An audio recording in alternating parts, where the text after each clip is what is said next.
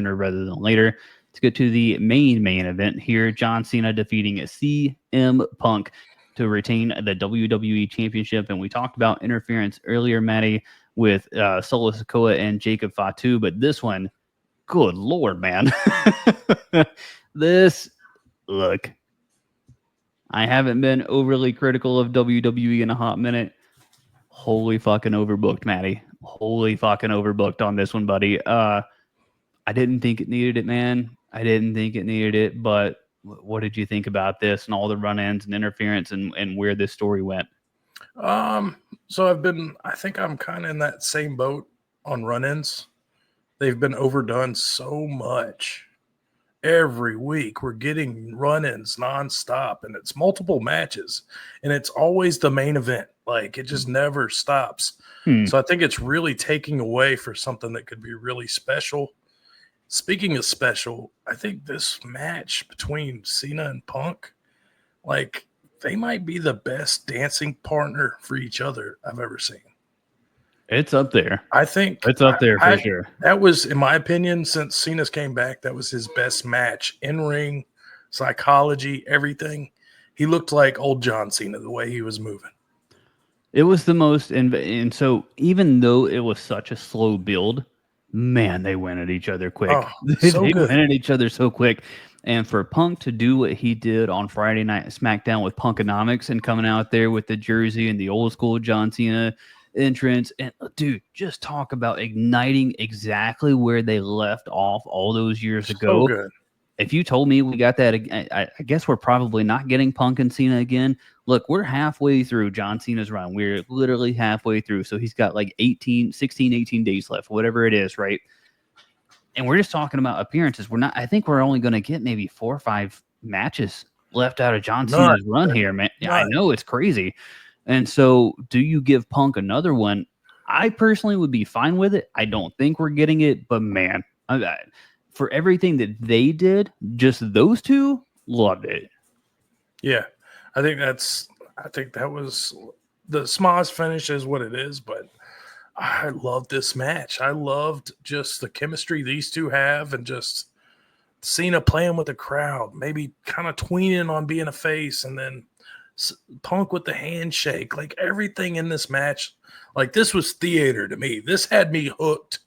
Hook, line, and sinker from beginning to end. And just like you said, we got the pipe bomb promo, and we got, Punkonomics. I mean, and I saw the pipe bomb, and at first I was like, this is kind of, at first I was like, this is cheesy. And then I was like, wait a minute, like, this is telling a story. Like, and then you get the Punkonomics, and it's like passing the ball right back. It was fucking awesome, man.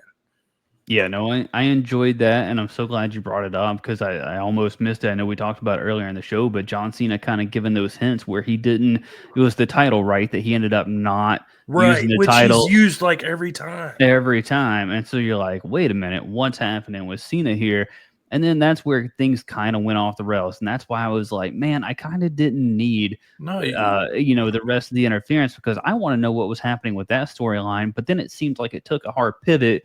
When they did the camera thing and the shot where John was going to kick him in the nuts again and that sort of thing. So I'm like, okay, but what John Cena are we getting next? So I guess from that standpoint, I'm curious there. Yeah, I loved just the layout of how everything went with Cena in this match, from the smirk again, and then doing the shoulder block to the ref, and then the new ref comes out and he stops. Oh, Charles. Charles ate shit on that one. But dude, Cena stepping in like that and making that move, like I'm like fully invested in John Cena as the world champion again. Like, just like that, I was kind of hitting the lull with the R-Truth stuff, and now I'm right back in it, man. I'm like, damn, Cena's on fire. Yeah, I'm very, very curious as to what's next because you got the stare down there with him and Seth in the middle of the ring, and I'm like, okay, this is the beginnings, right, of Seth starting to come after John.